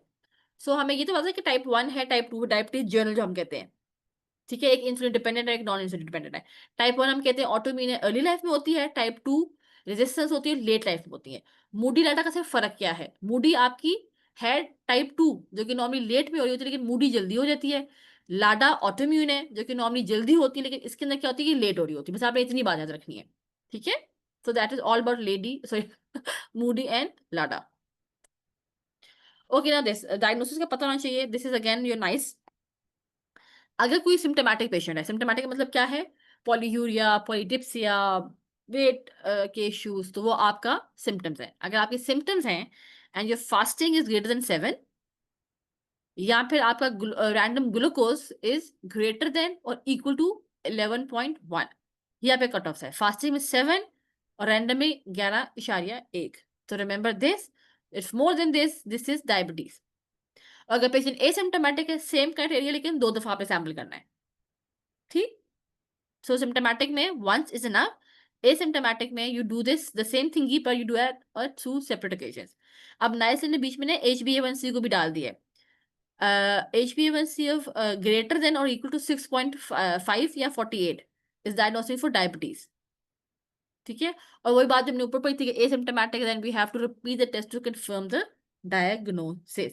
और HbA1c में बताया था कि कुछ ऐसे टेस्ट होते हैं, कंडीशंस होती हैं जिसमें ना HbA1c इतना डायग्नोस्टिक नहीं होता। मतलब कोई भी ब्लड के मसाला, हीमोलिटिक एनीमिया चल रहा है, कोई डेफिशिएंसी एनीमिया है, गेस्टेशनल डायबिटीज है, तो उस पे हम लोग ना, मतलब कोई भी आपकी हीमोग्लोबिन ग्लोबिनोपैथीज हैं वो खराब हैं, तो उसमें then we do not rely on your HbA1c। ठीक है, तो बस वैसे पता होना चाहिए। लेकिन फॉर जो नाइस तो आपको ये पूरा पता होना चाहिए, 7, 11.1, 6.5 एंड 48, रिमेंबर दिस। इससे ऊपर है तो ये आपका डायबिटीज है। एसिम्टोमेटिक में 2 दफा करेंगे, सिम्टोमेटिक में 1 दफा बहुत है। अच्छा, उसके अलावा ये कुछ और डेफिनेशन है जिसमें इम्पेयर्ड फास्टिंग है और इम्पेयर्ड ग्लूकोज टॉलरेंस है। वो तो था ना कि फुल ब्लोन डायबिटीज हो गई है, ये प्री डायबिटीज की कंडीशन है जिसको आगे हो सकती है। तो उसकी डेफिनेशन क्या है? ग्लूकोज फास्टिंग के मसाइल आपके होते हैं हेपेटिक इंसुलिन रेजिस्टेंस, और IgT आपका मसल की वजह से हो रहा होता है। ठीक है, बेसिकली आपने लैब याद रखनी है। अब फास्टिंग में हमने फिर डायबिटीज में क्या कहा था? मोर देन 7, इक्वल और मोर देन 7। इसमें क्या है? सॉरी, कहाँ जा गया है ये? 6.1, लेकिन 7 से ज्यादा नहीं, इसके बीच में अगर आता है तो then this is impaired fasting glucose. ठीक है, तो डायबिटीज में 7 और मोर देन 7, और इम्पेयर्ड फास्टिंग में क्या है? 6.1 से लेकर 7 के बीच में है। और इम्पेयर्ड ग्लूकोज टॉलरेंस क्या है?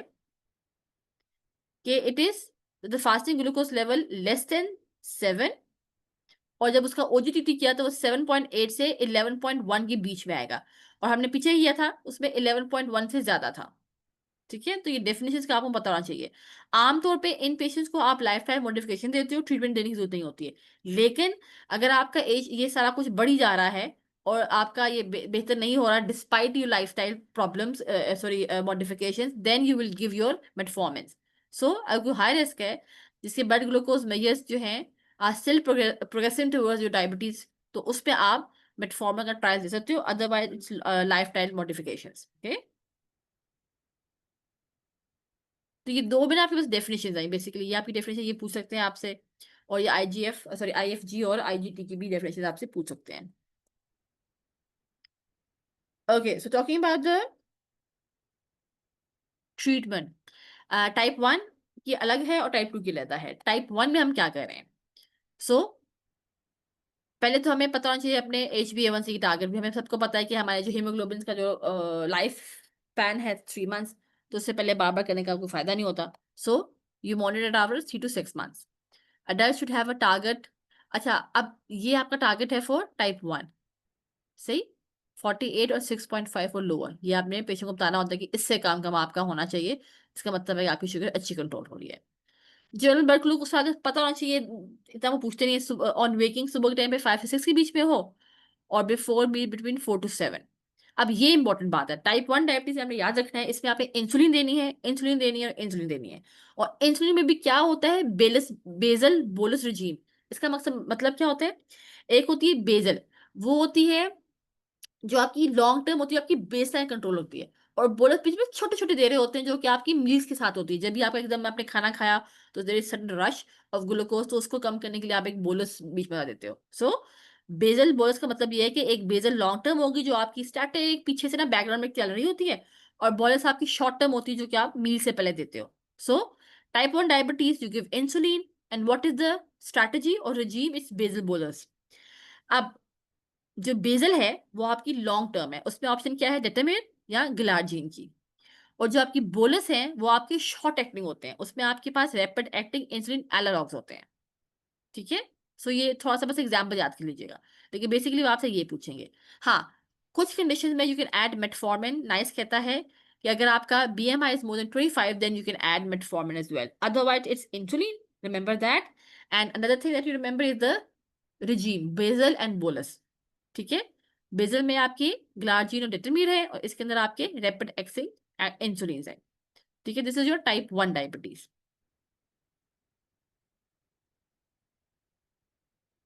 This is your type 2 diabetes, again this is from the nice guidelines. अब ये हमें बताना चाहिए। सो जैसा हमने पीछे यहाँ पे HbA1c की टारगेट्स किए थे कि इसके अंदर क्या था 48 या 6.5। जो टाइप 2 में ना अब थोड़ा सा ना चीजें बदली हैं। अब वो कहते हैं कि वो पेशेंट की डिजायर पे डिपेंड करता है। ठीक है, डिपेंड करता है लाइफस्टाइल के ऊपर, और डिपेंड करता है कि कितनी दवाइयों के ऊपर है। तो there are so many things जिस पे वो डिपेंड कर रहा है। ठीक है, तो लाइफ ये कहता है कि अगर फॉर एग्जांपल कोई ऐसा पेशेंट है जो कि लाइफस्टाइल मॉडिफिकेशन पे है, और प्लस वो एक ड्रग ले रहा है जिसकी वजह से हाइपोग्लाइसीमिया नहीं हो सकता, फॉर एग्जाम्पल मेटफॉर्मिन, उसका टारगेट 48 ही होगा जो हमने पहले पढ़ा था 6.5। ठीक है, सो ऐसा बंदा जो लाइफस्टाइल पे है और एक ड्रग दे रहा है जिसके साथ हाइपोग्लाइसेमिया उसकी कॉम्प्लिकेशन नहीं है, लाइक मेटफॉर्मिन ले रहा है, उसका टारगेट क्या होगा 48। ठीक है, तो वो ऐसा बंदा है जो कि ऐसी मेडिसिन ले रहा है जिसके अंदर हाइपोग्लाइसेमिया हो सकता है, उसका टारगेट वो चेंज कर देते हैं, वो है 53 या फिर 7%। ठीक, पहले 6.5 है, और अगर हाइपोग्लाइसेमिया के चांसेस हैं बिकॉज ऑफ द ड्रग, उसमें 7 है। ठीक,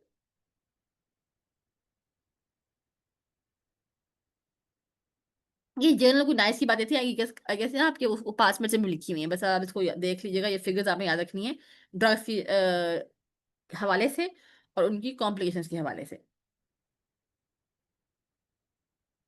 और अगर किसी का HbA1c 7.5 से ज्यादा होता है ना, ठीक है, तो आप उसको ना फिर अगली डोज पे डालोगे। अच्छा, इसमें ना वो नॉर्मली आपको सिनेरियो मैं आपको I am not confusing things. So normally what they will do, normally वो ऐसा करते हैं, वो चाहते हैं कि आपको पता हो कि आपने स्टेप अप कब करना है, कि आपका एक मरीज है जिसको आपने एक मेडिसिन पे डाला है, उसका HbA1c कितना होगा तो आपने नेक्स्ट मेडिसिन डालना है, तो उसको आप बस 7.5 याद रखना है। अगर कुछ सिनेरियो में 7.3 दिया है ना, तो आपने मेडिसिन ऐड नहीं करनी। हाँ, अगर 7.6 7.8 ऊपर जा रहा है 7.5 से, तो आपने नेक्स्ट मेडिसिन ऐड कर देनी है। बस आपने इतनी बात याद रखनी है, 7.5 याद कर लें।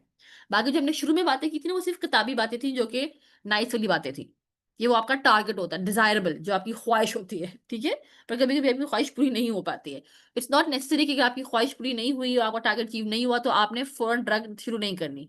नई ड्रग आप तब ऐड करोगे अगर आपका HbA1c 7.5 से ऊपर चला जाए। आप बस इतनी बात याद रखो।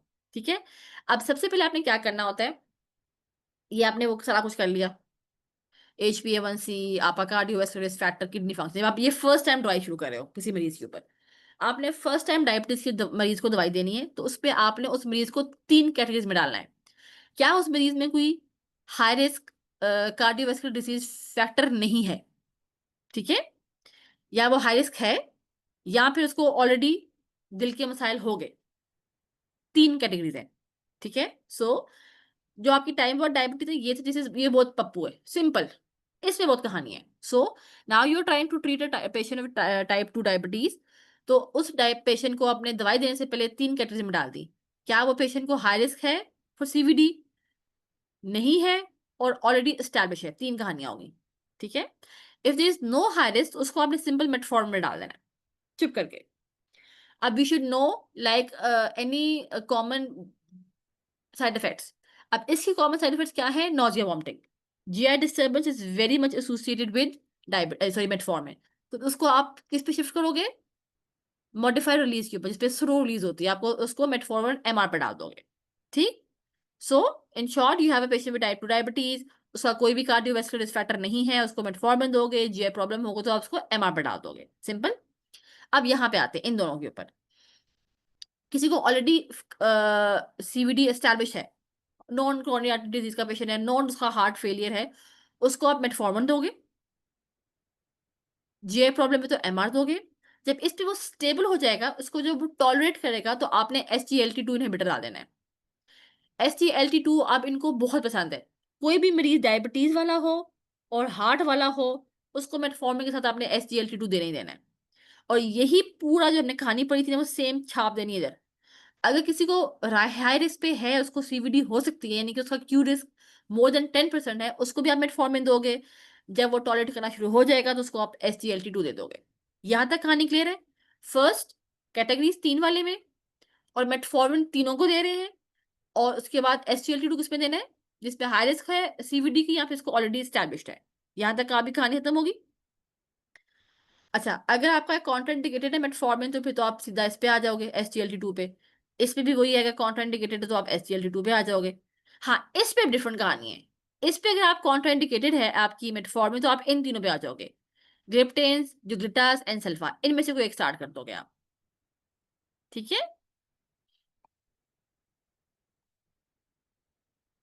Fair enough. इसके अंदर कोई अगर मेटफॉर्मिन की कॉन्ट्राइंडिकेशन है तो आप सीधा SGLT2 पे जा रहे हो। यहाँ पे अगर आपकी मेटफॉर्मिन की कॉन्ट्राइंडिकेशन तो इन तीनों में से और है, कोई भी स्टार्ट कर दो एक, आपकी चॉइस है। ग्लिप्टिन दे दो, ग्लिटाजोन दे दो, या सल्फोनाइल यूरिया दे दो। यहां तक कहानी क्लियर होगी। अब इसके बाद कहता है कि अभी भी अगर आपका ग्लाइसेमिक कंट्रोल अच्छा नहीं है, अभी भी उसका HbA1c 8 आ रहा है, इसका मतलब है हमने नेक्स्ट स्टेप पे जाना है। ठीक, और वो नेक्स्ट स्टेप क्या है, वो नेक्स्ट स्टेप हम यहाँ लेके हैं आगे आगे। हाँ, this is your next step. अब हम एड ऑन्स की बात कर रहे हैं।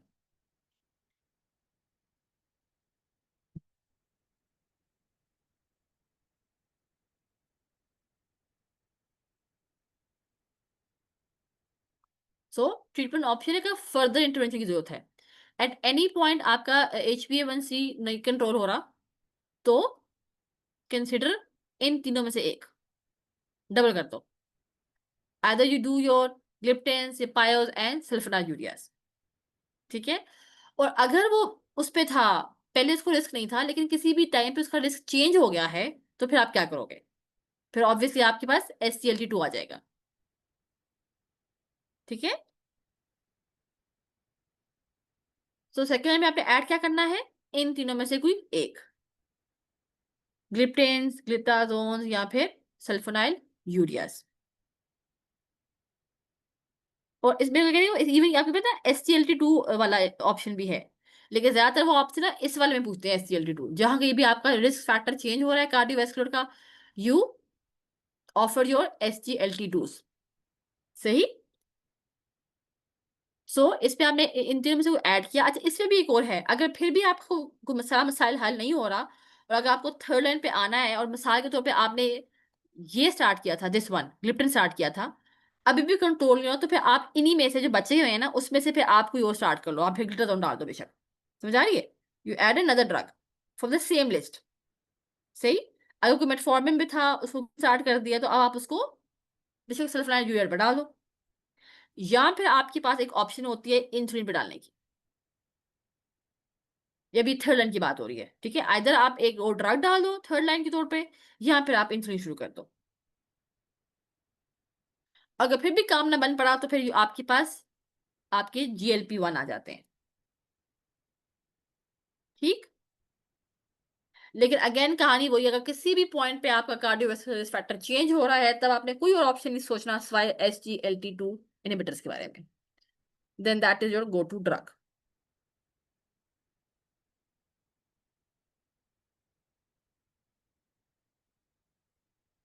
अच्छा, ये भी समरी सी बेसिकली ना, वो हम देना चाहते थे कि मोटी मोटी इनकी ना मिसाइल, जो आपके ग्लिप्टिन है उसमें कीटो एसिडोसिस आपकी कॉन्ट्राइंडिकेशंस हैं। वैसे ना इससे ज्यादा अच्छा ना ये डब्बा मैंने बनाया था आप लोगों के लिए।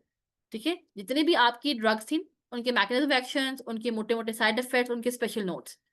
So even though this is, मतलब मैं ये नहीं कही कि नाइस अच्छा नहीं बनाया है, उन्होंने भी अच्छा बनाया है तो श्योर। ठीक है, लेकिन this is all the information from our pass medicine. उसमें ना हर मेडिसिन का अलग आप दिया, आप जब आप पास मेडिसिन कर रहे हो ना एंडो की, तो मेटफॉर्मिन की कहानी अलग दी हुई है, SGLT2 कहीं और दिया हुआ है। तो I try to compile everything together over here, कि व्हाट आर द एक्शंस और आपके ये मसाइल। ठीक है, और उनकी स्पेशल चीजें। मेटफॉर्मिन का ना बहुत ज्यादा होता है, जहां पे भी इलेक्ट्रिक एसिडोसिस होता है आपने इसको बंद करना होता है, कहीं भी कंट्रास्ट आपने देना तो आपने इसको बंद करना होता है। ठीक है, ग्लिप्टिन के साथ बहुत कॉमन जो है वो आपके पैंक्रेटाइटिस के मसाइल हैं। ठीक है, glitazones contraindicated in heart failure because ये वाटर रिटेंशन कर रहा होता है। तो ये कुछ कुछ चीजें हैं जो कि आपको इनके बारे में पता होना चाहिए, कब आपने क्या करना होता है। ठीक है, सल्फोनाइल यूरिक का भी हमें पता है कि वो ज्यादा हाइपोग्लाइसीमिया के साथ एसोसिएटेड होता है। ठीक है, avoid importance in all. So I share these boxes with you guys so that your life are easy. तो इंशाल्लाह मेरी कोशिश होगी मैं कल तक आपको शेयर कर दूं, ताकि आसानी हो जाए। ठीक है, ओके। फिर ना ये दो थोड़े से फैंसी थे आपके GLT-1, जिसमें आप एक्जेनाटाइड और कौन सा लैराग्लूटाइड आता है, और आपके ये DPP-4 जिसमें आप ग्लिप्टिन आते हैं। ठीक है, इसका भी पास मेडिसिन में बहुत लंबी कहानी थी उसका भी मैंने ना इसका टेबल फॉर्म बनाए थे। इसमें जो बेसिकली आपने असल में जो कहानी याद करनी है ना, वो ये है, मोटा मोटा नाइस वाली। वो ये आपसे पूछा जाता है कि आपको पता होना चाहिए कि आपने जी LP1 कब शुरू करना है। तो जब भी आपने ऐड टू करना है इसको मेटफॉर्मिन इसके साथ सल्फोनाल के साथ, तो आपने BMI पे नजर रखनी है। BMI मोर देन 35 है प्लस वेट रिलेटेड प्रॉब्लम है, तब आप शुरू करते हो। ठीक है, अगर BMI लेस देन 35 है लेकिन इंसुलिन आप नहीं दे सकते, तो भी आप इसको स्टार्ट कर सकते हो। ठीक है, और जहां कहीं पे आपके थायरोइड की मसाइल हो ना, उसकी कॉन्ट्राइंडिकेशंस आएंगे और टॉलरेट नहीं हो रहा और weight gain is a concern, then you have your gliptin over there. ठीक है, और ग्लिप्टिन का सबसे कॉमन साइड इफेक्ट क्या थे, अभी हमने पीछे किया था, योर पैंक्रेटाइटिस। ठीक है, सो इसमें basically you have to remember this bit कि when what is the NICE और indications to start these two medicine. जो कि काम कम पूछते हैं ज्यादातर ना, वो आपसे इसका पूछ रहे होते हैं, एड ऑन का पूछ रहे होते हैं, एंड आपके फर्स्ट लाइंस कि आपने हार्ट के वाले में आपने SGLT2 में लाजमी पकड़ना है। और मेटफॉर्मन के बाद जब उसने कहना कि जे प्रॉब्लम हो रही है, तो आपने मेटफॉर्मन के बाद यहाँ नहीं सीधा जंप करनी। मेटफॉर्मन के बाद हमेशा वहां पे MR का ऑप्शन होगा आपके MCQs के अंदर, तो आपने ये पहले पकड़ना है। ठीक है, तो if you have your GI disturbance, तो यहाँ से आपने यहाँ छलांग नहीं लगानी, यहाँ से आपने यहाँ आना है। This is something that we tend to forget कि मेटफॉर्मन की GI प्रॉब्लम्स आ गई तो हम ऐसा करते हैं, इसमें से ऐड करते हैं, नहीं। ठीक है, ये ऐड तब होगा अगर कोई मेटफॉर्मन की प्रॉपर कॉन्ट्राइंडिकेशन है, तो then we will add these. ठीक है, अदरवाइज अगर सिर्फ साइड इफेक्ट्स हैं तो remember do your modified release. और SGLT2 में है तो मैंने बहुत ही दफा कह दिया, अब तो आपको ख्वाब में भी मेरी आवाजें आएंगी कि SGLT2 is for your cardiac issues. और पायोग्लिटासोन कॉन्ट्राइंडिकेटेड इन हार्ट फेलियर, ये भी वो जरूर पूछते हैं आपसे, उनको ये बहुत पूछना बड़ा पसंद है। I share this boxes as well. Okay, gestational diabetes, so इसमें चॉइस ऑफ टेस्ट क्या है, OGTT। अच्छा, अगर कोई ऐसा मरीज है जिसको पहले से प्री एग्जिस्टिंग मसाइल हैं, ठीक है, प्रीवियसली हैड गेस्टेशन, उसका तो आप जैसी बुकिंग पे होगा ना तभी OGTT कर लो।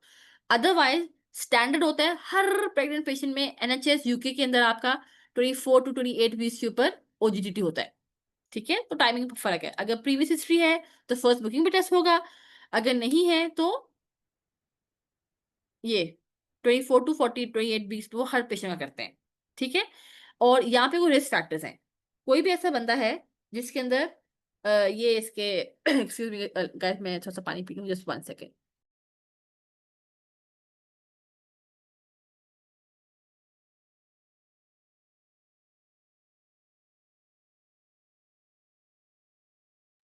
Sorry, excuse me. अच्छा, सो OGTT हमने ये तो कर ली ना, ये तो हम करते ही करते हैं। अच्छा, कोई हाई रिस्क फैक्टर है तो भी आपने OGTT करनी होती है। उसमें वो ऐसा होता है कि BMI आपका ज्यादा होता है, कोई पहले से होता है, कोई मैक्रोस्कोपी बहुत बड़ा बेबी 4.5 किलो या इतना वो आपने डिलीवर कर दिया, कोई आपकी फैमिली हिस्ट्री होती है तो, ठीक है, कोई आपकी पहले कोई ऐसी एम्बिगुअस हिस्ट्री होती है स्टिल बर्थ टाइप की, तो ये आपके रिस्क फैक्टर में आते हैं। अगर ऐसे कोई रिस्क फैक्टर्स होंगे तो भी you will do your OGTT। ठीक है, और डायग्नोस्टिक वैल्यूज क्या है, नीचे आपने बस इसको याद कर लेना है। फास्टिंग 6.5 और 2 hours 7.8, just remember this thing. ठीक है, एक टाइम का पता होना चाहिए, 24 से 28 पे करना है, प्रेफर्ड OGTT है, एंड फास्टिंग, और इसका आपको पता होना चाहिए गेस्टेशन डायबिटीज के लिए डायग्नोस्टिक थ्रेशोल्ड क्या है। Okay, now this is interesting. अगर आपका फास्टिंग प्लाज्मा ग्लूकोसिस लेस देन 7 और आपने डाइट और एक्सरसाइज दे दी, ठीक है, ऑफर कर दी, लेकिन आपका ग्लूकोज टारगेट मीट नहीं हुआ, तो आप उसको मेटफॉर्मिन स्टार्ट कर दोगे। और मेटफॉर्मिन स्टार्ट करने के बावजूद भी उसका टारगेट मेट नहीं हुआ, देन आप उसका इंसुलिन स्टार्ट कर दोगे। ठीक है, और इसके अंदर जो कि मैं टाइप में पढ़ा था, इसमें लॉन्ग टर्म देते थे एक्सटिंग इंसुलिन। डायबिटीज gestation के अंदर आप शॉर्ट टर्म दे रहे होते हो इंसुलिन। ठीक है, सो अगर लेस देन 7 है तो आप उसको ट्रायल दोगे, ट्रायल में काम नहीं हुआ तो मेटफॉर्मिन दोगे, उससे भी काम नहीं हुआ तो इंसुलिन दोगे। लेकिन अगर आपका ये मोर देन 7 था ना, तो insulin should be started, as simple as that. सही, फौरन। अब इसमें एक और कंडीशन डाल दी कि लेस देन 6 में ये रेंज है, सॉरी लेस देन 7 पे 6 to 6.9, लेकिन एविडेंस है कॉम्प्लिकेशन की, तो भी आप इसको इंसुलिन दे दोगे। सही, तो ये थोड़ा सा ट्रिकी था, इसमें 2-4 इफ्स एंड बट्स थे। So remember your sevens, less than 7 में food, then metformin, then insulin, more than 7 you give your insulin. Insulin कौन सी, शॉर्ट एक्टिंग। हाँ, कोई ऐसा मसला है जहां पे ये टॉलरेट नहीं हो रहा, तो आपका ग्लाबेंक्लामाइड का एक ऑप्शन हो सकता है आपके पास। ठीक है, So guys, let's call it a day for now. Actually, I was traveling today, so I was in very low spirits. तो आज मेरा जोश भी थोड़ा कम था. So let's go wrap today. और इंशाल्लाह इंशाल्लाह बाकी ना बहुत इतना कुछ बचा नहीं है. बस अब डायबिटीज की कॉम्प्लिकेशंस बची हैं. और क्या है हमारे पास? डायबिटीज की कॉम्प्लिकेशंस बहुत आसान है. उसको मैंने ना सारी आपकी कॉम्प्लिकेशन ना डब्बों में बना दी है. उसके मैंने इतने अच्छे बॉक्सेस बना दिए कि आपको इंशाल्लाह ना बहुत आराम से कवर हो जाएगा. डायबिटीज की काफी सारी वो nephropathy, neuropathy, retinopathy, foot problem. तो डायबिटीज इससे आज थोड़ा लंबा हो गया था. तो डायबिटीज के बाद हमारे यहाँ इलेक्ट्रोलाइट्स. ठीक है. बाकी कुछ ये कैंसर, एंडोमेट्रियल, सर्वाइकल, उसकी बस एक एक स्लाइड है, वो हम जल्दी से कवर कर लेंगे इंशाल्लाह. उस पर भी इतना कुछ नहीं है. पॉलिसिस्टिक ओवरी की प्रॉब्लम्स हम देख लेंगे. हाँ, इलेक्ट्रोलाइट्स बहुत इंपॉर्टेंट है. हम इलेक्ट्रोलाइट्स अच्छे से कर लेंगे. जितने भी इलेक्ट्रोलाइट्स है ना, हाइपर हाइपोक्लीमिया, स्पेशली नेट्रीमिया, सोडियम बहुत पसंद है. और हाइपरक्लीमिया का ट्रीटमेंट बहुत इंपॉर्टेंट है. तो ऑल द इलेक्ट्रोलाइट्स इंशाल्लाह एंड ऑल दीज. डायबिटीज की जो है ना ट्रीटमेंट में इतनी कहानी नहीं है, वो हम जल्दी से निकाल लेंगे. और इलेक्ट्रोलाइट्स भी हमने इंशाल्लाह थर्सडे को कवर कर लेंगे. ठीक है.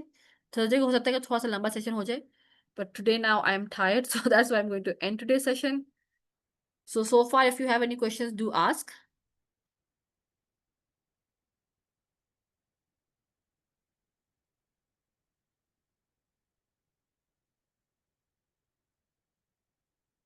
सलमान, रिकॉर्डिंग्स के लिए you have to reach out to Wajih. और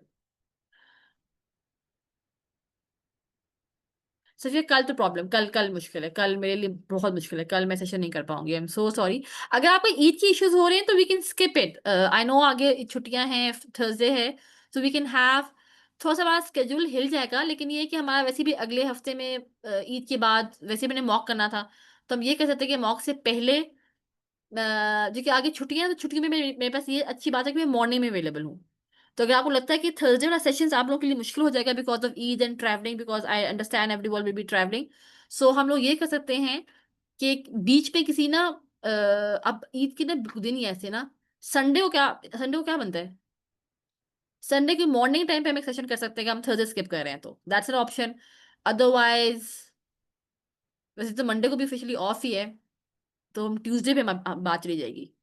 सो हम ये कह सकते हैं कि हम ट्यूसडे को अपना एंडो खत्म कर लें और साथ ही मॉक कर लें. हम ये कर सकते हैं.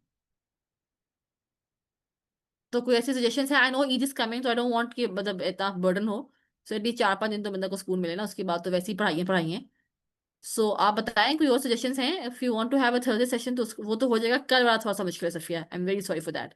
कल I have a very jam packed day. तो कल बहुत मुश्किल है.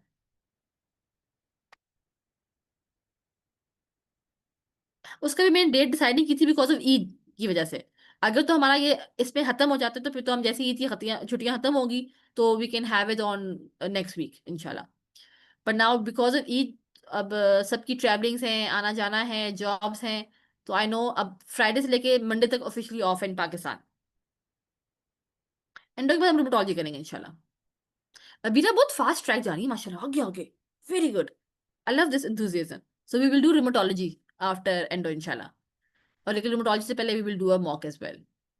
एंड इंशाल्लाह ओके. गाइस आप बताइएगा ईद के हवाले से ना कोई भी सजेशंस है ना, put it in the WhatsApp group. तो we will discuss that. Oh my God, and this is all going on the recording as well. Let me stop the recording.